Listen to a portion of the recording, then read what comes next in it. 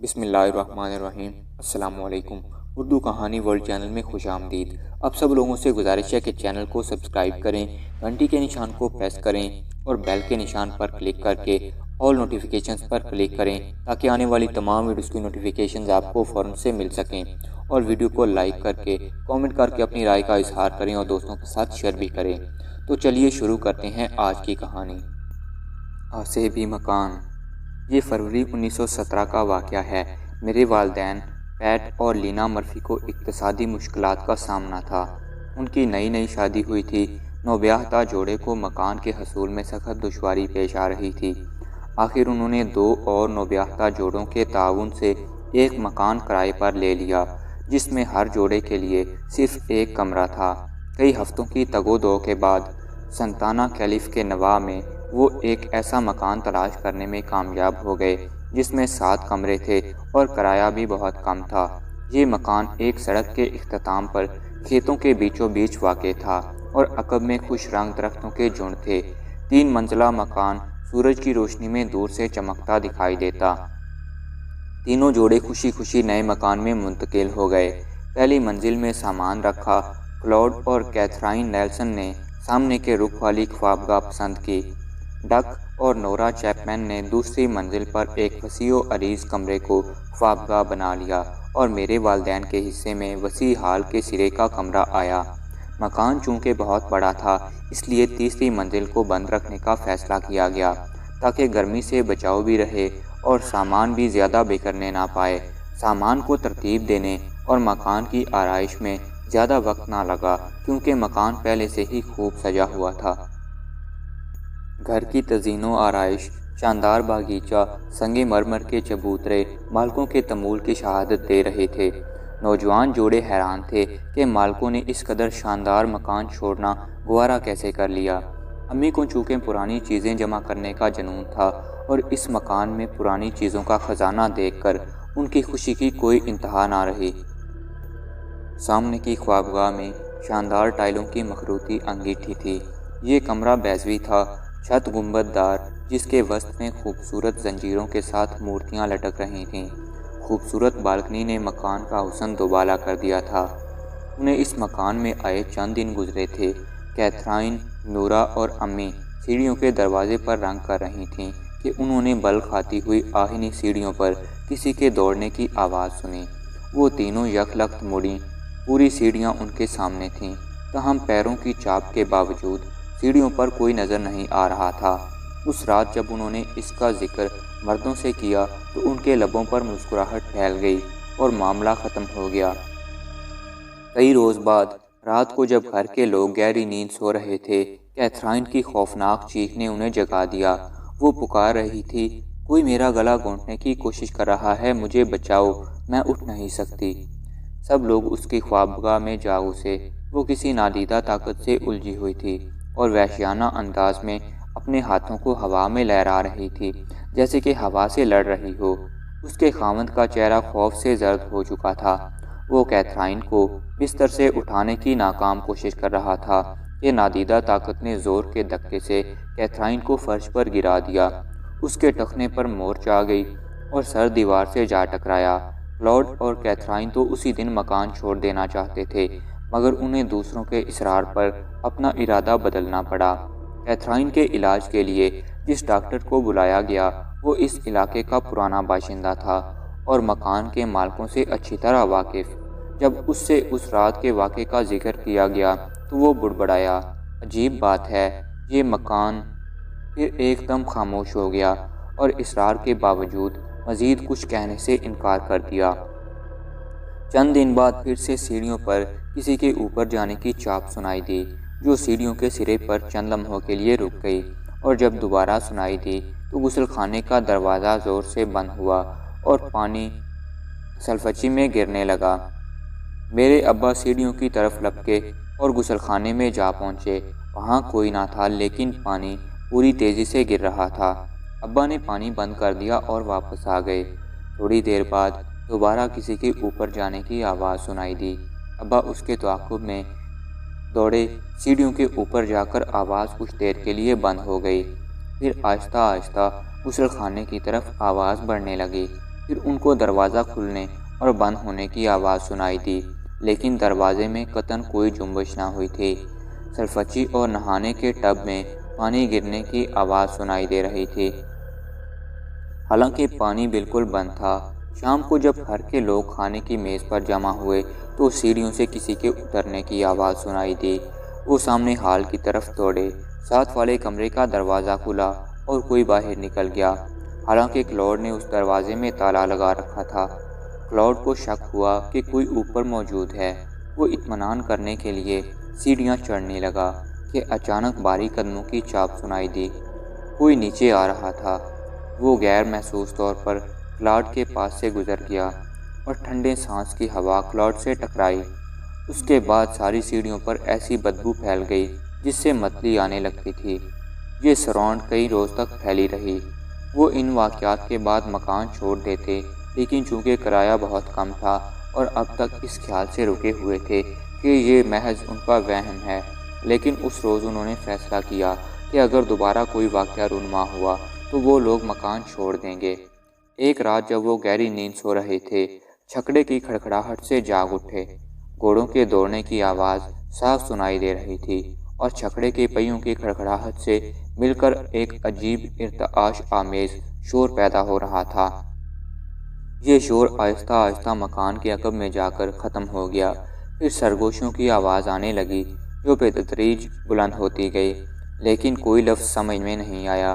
ایک نیا شور پیدا ہوا اور بھاری شہتیر چھکڑے سے اتارے جانے لگے۔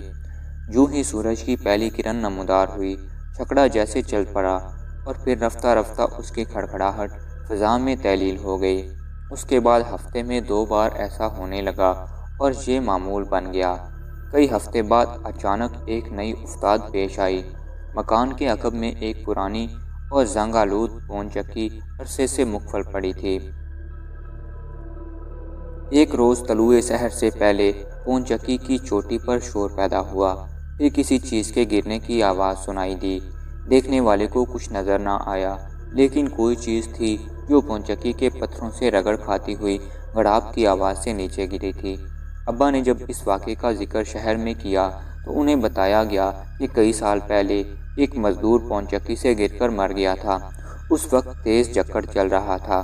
وقت گزرتا گیا، وہ مکان میں ہونے والے شور و شگب کے عادی ہوتے گئے۔ ایک صبح انہیں ایک نئے حادثے سے دوچار ہونا پڑا۔ ڈگ تہہ خانے سے میوے کا مرتبان لینے گیا۔ اس نے ایک چھوٹے بکس پر کھڑے ہو کر اونچے طاق سے مرتبان لینے کے لیے ہاتھ بڑھایا ہی تھا کہ اچانک زمین حرکت کرتی ہوئی محسوس ہوئی۔ اس نے اسے معمولی زلزلہ قرار دیا اور مستعد ہو گیا، مگر زلزلے میں شدت پیدا ہوتی گئی اور ایک دھچکے سے وہ سر کے بل گر پڑا۔ جھٹکا رکا تو تاریک کمرے کے ایک کونے سے ایک گہری آہ سنائی دی، جیسے کہ کوئی دیو سانس لے رہا ہو۔ ڈک مرتبان اٹھا کر واپس ہوا۔ وہ دروازے کے قریب پہنچا ہی تھا کہ آہ اور شور دوبارہ سنائی دیا، جو غصے اور اضطراب سے بلند ہوتا جا رہا تھا۔ دروازہ بند ہونے کے ساتھ شور بھی رک گیا۔ میرے ابا اور کلاؤڈ نے اسے ڈک کے اعصابی تشنج کا کرشمہ قرار دیا۔ وہ دونوں تہہ خانے میں اتر گئے اور شور دوبارہ بلند ہونے لگا۔ انہیں ڈک کی زبان پر یقین کرتے ہی بنی۔ سیڑھیاں چڑھتے ہوئے شور ان کا تعاقب کرتا رہا اور اس وقت تھما جب باورچی خانے کا دروازہ بند ہو گیا۔ امی نے مذاقاً کہا، تہہ خانے میں ایک عجیب الخلقت مخلوق ہے جس کا آدھا دھڑ انسان کا اور آدھا دھڑ بیل کا ہے، مگر اس پر کوئی نہ ہنسا بلکہ سب لوگ سنجیدہ ہو گئے۔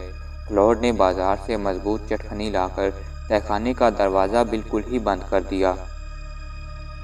ایک دن بعد دوپہر امی، کیتھرائن اور نورا تیسری منزل کو جانے والی سیڑھیوں پر چڑھیں۔ ان کے سامنے کچھ فاصلے پر آگ کا الاؤ روشن تھا۔ تیسری منزل کی برساتی ایک خوبصورت منظر پیش کر رہی تھی۔ وہ دروازے کھلے چھوڑ کر اوپر چھت پر چلی گئیں۔ چند لمحے بعد الاؤ سرد پڑ گیا اور دروازہ جھٹکے کے ساتھ بند ہو گیا، جسے وہ اپنی کوشش کے باوجود نہ کھول سکیں۔ کئی گھنٹے بعد جب رات کے سائے گہرے ہونے لگے اور ان کے خاوند گھر لوٹے تو انہوں نے اپنی بیویوں کو باہر نکالا۔ دیکھ بھال سے معلوم ہوا کہ دروازہ کسی نے بند کیا تھا، چٹکنی لگی تھی اور اسے مزید احتیاط کے لیے دبا دیا گیا تھا۔ کئی روز بعد امی کے دادا، دادی، مسٹر اور بیگم کلوس ملنے کے لیے آ گئے۔ دادی اماں ٹھگنے قد کی خاتون تھیں، لیکن بلا کا مضبوط ارادہ رکھتی تھیں۔ ان کا تعلق ایسے خاندان سے تھا جس کے تمام افراد روحانیت کے عامل تھے، مگر دادا ابا ایسی چیزوں کو روحانی قرار دیتے تھے۔ خشک سالی میں لوگ دادی اماں کی خدمت میں حاضر ہوتے، ان سے مدد چاہتے۔ وہ کسی تالاب کے کنارے خاموش جا بیٹھتیں اور اپنی توجہ آسمان پر مرتکز کر دیتیں۔ تھوڑی ہی دیر میں بارش ہونے لگتی۔ وہ اپنی قوت ارادی سے بے جان چیزوں کو کمرے میں گھومنے، لڑکنے اور ناچنے پر مجبور کر دیتیں۔ ایک دن دادا عین اس وقت گھر پہنچے جب دادی اماں ایک کرسی کو کمرے میں گھما رہی تھیں اور خود اپنے 250 پاؤنڈ وزن کے ساتھ اطمینان سے اس پر براجمان تھیں۔ دادا ابا نے شور مچانا اور لڑنا شروع کر دیا اور اس وقت تک خاموش نہ ہوئے جب تک دادی اماں نے ان حرکتوں کو ترک کر دینے کا وعدہ نہ کر لیا۔ لیکن اس گھر کے عجیب و غریب ماحول میں ان کا وعدہ ٹوٹ گیا۔ ایک دن جب سارے لوگ بڑے کمرے کی خوبصورت آتش دان کے گرد جمع تھے، دادی اماں نے کہا، اس کمرے میں ہمارے علاوہ کچھ اور لوگ بھی موجود ہیں۔ آتش دان کے اوپر سنہرے بالوں والی ایک خاتون کی تصویر لٹک رہی تھی۔ اس کے خد و خال دلکش اور رنگ بڑا حسین تھا۔ بال خوبصورت انداز میں شانوں پر بکھرے ہوئے تھے۔ میں یقین سے کہہ سکتی ہوں کہ اس خاتون کی موت طبی نہیں تھی۔ اسے آہستہ آہستہ زہر دے کر مارا گیا، مگر لوگوں نے اسے طبی موت جانا۔ دادا ابا یکدم چونکے۔ ان کے چہرے کے تاثرات بتا رہے تھے کہ وہ دادی اماں کو وعدہ یاد دلا رہے ہیں۔ دادی اماں یہ دیکھ کر خاموش ہو گئیں۔ دوسری صبح امی نے دادی سے کہا کہ وہ مزید کچھ بتائیں۔ دادا شہر گئے ہوئے تھے۔ نورا اور کیتھرائن بھی گھر پر نہ تھیں۔ دادی نے وعدہ کر لیا اور بتایا کہ انہیں کچھ دیر کے لیے اس کمرے میں تنہا رہنا پڑے گا، تب وہ کچھ بتانے کے قابل ہو سکیں گی۔ وہ اندر چلی گئیں اور امی ہال کے باہر بیٹھ گئیں۔ ابتدا میں کچھ دیر کے لیے مکمل سکوت طاری رہا، پھر ایسی آواز سنائی دینے لگی جیسے گندم کے پتے ہوا میں اڑ رہے ہوں۔ یہ شور بتدریج اونچا اور کئی آوازوں میں بدلتا چلا گیا۔ امی نے گھبرا کر ہال کا دروازہ کھول دیا۔ کمرے میں خوفناک شور بدستور جاری تھا۔ ہوا اتنی سرد اور تیز تھی کہ رونگٹے کھڑے ہوتے جا رہے تھے۔ دادی سکتے کے عالم میں ایک کرسی پر بے ہوش و حرکت پڑی تھیں۔ امی گھبرا کر آگے بڑھیں اور ان کی ہتھیلیاں رگڑنے لگیں کہ اچانک ابا اور دادا کمرے میں داخل ہوئے۔ یہ دیکھ کر وہ بھی گھبرا گئے اور انہیں اوپر خوابگاہ میں لے گئے۔ تھوڑی دیر بعد جب دادی کو ہوش آیا تو امی ان کے پہلو میں بیٹھی تھیں اور دادا وہاں نہ تھے۔ انہوں نے امی سے کہا، تمہیں کمرے میں داخل نہ ہونا چاہیے تھا۔ وہ یہ بتانے پر رضامند ہو گئے تھے کہ انہیں کیا چاہیے اور وہ کس شرط پر مکان چھوڑیں گے۔ اچانک تم کمرے میں داخل ہو گئیں۔ اس مکان میں ایک زبردست المیہ وقوع پذیر ہوا ہے۔ سنہری بالوں والی عورت کو مارا گیا ہے۔ اس گھر میں کوئی غیر انسانی اور بے رحم مخلوق ہے۔ میں ان چیزوں سے نہیں ڈرا کرتی، مگر آج میں بھی خوفزدہ ہوں۔ امی نے محسوس کیا کہ دادی اماں کا چہرہ غیر معمولی طور پر زرد ہے اور ان کی زبان بات کرتے ہوئے لڑکھڑاتی ہے۔ دادی اس سے پہلے کبھی اتنی خوفزدہ نہ ہوئی تھی۔ دوسری صبح دادی نے جانے کی تیاری شروع کر دی، کیونکہ رات بھر کوئی انہیں تنگ کرتا رہا تھا اور وہ ایک لمحے کے لیے بھی سو نہ سکی تھیں۔ وہ ہال کمرے کی تصویر کو آخری نظر دیکھ لینے کے لیے اندر داخل ہوئیں۔ امی اس وقت باورچی خانے میں تھیں کہ اچانک دادی اماں کی چیخ سنائی دی۔ گھر پر صرف امی اور دادا ابا موجود تھے۔ وہ دوڑتے ہوئے کمرے میں داخل ہوئے۔ دادی کا چھوٹا سا جسم فرش پر پڑا تھا۔ وہ کسی نادیدہ دشمن سے لڑ رہی تھیں۔ ان کے ہاتھوں کی حرکت سے معلوم ہوتا تھا کہ وہ اس کا گلا دبا رہی ہیں کہ وہ اچانک فرش سے اٹھیں اور لڑکھڑا کر کوچ پر گر گئیں۔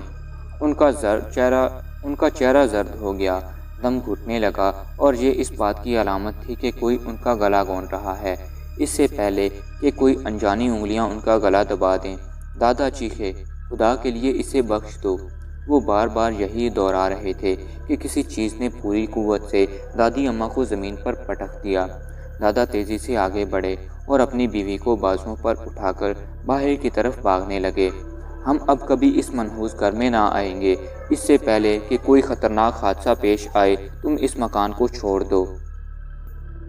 امی جب دادی اماں کو الوداعی بوسہ دینے کے لیے جھکیں تو انہوں نے سرگوشی کی۔ میں اس سنہری بالوں والی خاتون سے مصروف تھی کہ میں نے اس کے پیچھے ایک خوفناک مخلوق کو کھڑے ہوئے دیکھا۔ یہ قامت میں آدمی کے برابر ہے، مگر میں نے اس سے پہلے ایسی مخلوق کبھی نہیں دیکھی۔ اس کی نارنجی رنگ کے بال سخت کھردرے اور کھڑے ہیں اور ہاتھ اندر کی طرف مڑے ہوئے۔ یہ مخلوق خاتون کے گرد چکر کاٹتے ہوئے آئی اور میرے قریب کھڑی ہو گئی۔ پھر کہنے لگی، میں تمہیں ختم کر دوں گا۔ میری گردن دیکھو، جہاں اس نے اپنے ناخن میرے گوشت میں گاڑ دیے۔ یہ زخم بہت گہرا ہے۔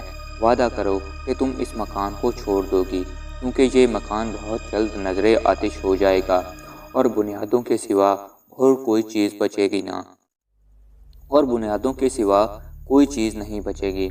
دادی اماں کی گردن کا زخم زندگی بھر باقی رہا اور مخلوق سے مقابلے کے بعد ان کی آواز اس قدر بیٹھ گئی تھی کہ وہ سرگوشی میں بات کرتی تھیں۔ اس پراسرار مکان کی یہ داستان ایک رات اپنی انتہا تک پہنچ کر ختم ہو گئی۔ کیتھرائن اور کلاڈ اپنے کمرے میں تھے۔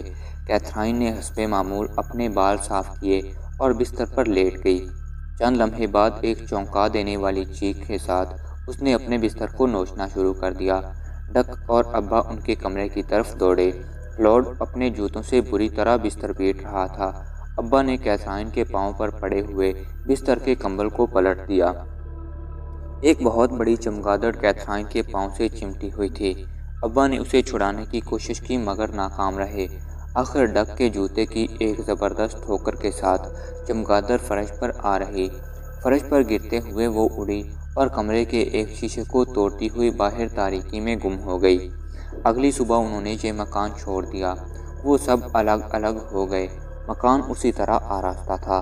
ابا نے صرف گلاب کے چند گملے اور ایک کتاب وہاں سے اٹھائی، اور آج یہی دو چیزیں اس مکان کی یادگار ہیں، کیونکہ ان کے چھوڑنے کے چند دن بعد مکان کو اچانک آگ لگ گئی اور بنیادوں کے سوا سب کچھ جل کر راکھ ہو گیا۔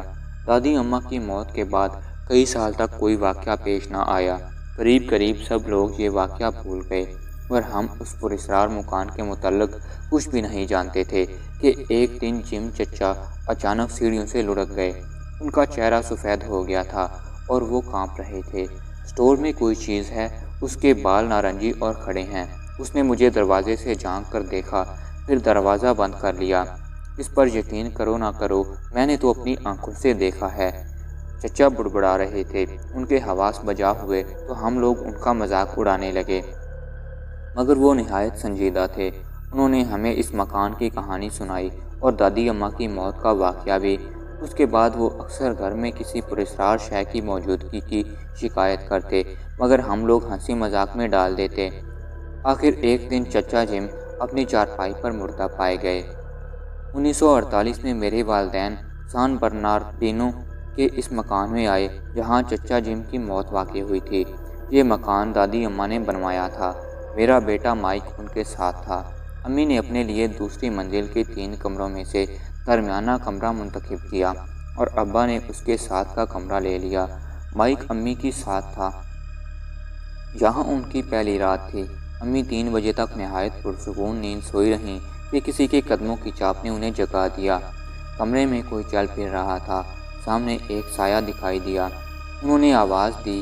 خیال تھا کہ ابا اپنی کم خوابی کی شکایت کی وجہ سے سو نہیں سکے۔ سایہ تیزی سے بستر کی طرف پلٹا اور قریب پہنچ کر انہیں گھورنے لگا۔ ماں کا کہنا ہے کہ چہرہ غیر انسانی تھا۔ اس نے اپنا بدحیت ہاتھ مائک کی طرف بڑھایا جو ابھی تک سو رہا تھا۔ امی نے خوفزدہ ہو کر بستر سے نکلنے کی کوشش کی، مگر اس نے انہیں واپس دھکیل دیا۔ امی نے اس کے چہرے پر ایک بھرپور نظر دوڑائی۔ گہرے زرد اور خوفناک دانت آگے کو نکلے ہوئے تھے اور آنکھیں گومڑوں میں چھپی تھیں۔ مائک کو تاڑتے ہوئے اس نے دوبارہ بستر تک پہنچنے کی کوشش کی، لیکن امی اس کے راستے میں حائل ہو گئیں۔ امی کو ایک طرف دھکیلتے ہوئے وہ مائک کی طرف لپکا جو اب جاگ چکا تھا، لیکن اس سے پہلے کہ وہ مائک تک پہنچے امی جھپٹی اور اس کے بالوں کو نوچ دیا۔ کھڑکی سے چھن کر آنے والی چاندنی میں انہوں نے دیکھا کہ اس کے ہاتھ اندر کو مڑے ہوئے ہیں۔ وہ مائک تک پہنچ رہے تھے۔ مائک اٹھ کر بستر پر بیٹھ گیا اور چیخنے لگا۔ امی نے ایک ہاتھ سے اس پراسرار مخلوق کے مکروہ چہرے پر دھڑا دھڑ مکوں کی بارش کر دی اور بالوں سے کھینچتے ہوئے بستر سے دور لے گئیں۔ وہ ابا کو آوازیں دے رہی تھیں۔ اچانک امی کے سر پر ایک زبردست چوٹ پڑی۔ وہ لڑکھڑا گئیں اور پراسرار مخلوق دوبارہ بستر کی طرف پلٹی۔ امی نے چھلانگ لگائی اور اس کے سامنے آ گئیں۔ مائک تک پہنچنے کے جنون میں اس نے بستر کو اپنی طرف کھینچا، لیکن اس کے بال پھر سے امی کے ہاتھ میں آ گئے۔ انہوں نے بالوں کو نوچتے ہوئے اس کے پیٹ پر ایک زبردست ضرب لگائی اور وہ ڈگمگا گیا۔ مائک بے تحاشا چلا رہا تھا، دادا جان جلدی کرو۔ ابا نے اپنے کمرے کی بتی جلائی اور تیزی سے دوڑے۔ چند لمحے انہیں کچھ سجائی نہ دیا۔ وہ اسے بستر سے پرے ہٹتے ہوئے نہ دیکھ سکے اور پراسرار مخلوق برساتی کے کھلے دروازے کی طرف بڑھی۔ ابا کی موجودگی سے امی کا حوصلہ بلند ہو گیا تھا۔ وہ اس مخلوق کے پیچھے دوڑیں۔ وہ مخلوق اچانک پلٹی اور انتہائی غصے میں اس نے مائک کی طرف اشارہ کیا۔ امی نے گھبرا کر پیچھے دیکھا۔ مائک بخیریت تھا۔ جب انہوں نے دوبارہ برساتی کی طرف دیکھا تو وہ مخلوق دور نکل گئی تھی۔ چاندنی میں امی نے دیکھا کہ اس نے ایک عجیب لباس پہنا ہوا تھا جو ہلکے رنگ کے تنگ سے چگے پر مشتمل، گھٹنوں اور کونیوں تک لمبا تھا۔ ننگے بازوؤں پر لمبے بال تھے۔ سر کے نارنجی بال سوئیوں کی طرح کھڑے تھے اور ناک کے بال نتھنوں سے باہر نکل آئے تھے۔ ابا نے امی کے اشارے پر برساتی کی طرف دیکھا۔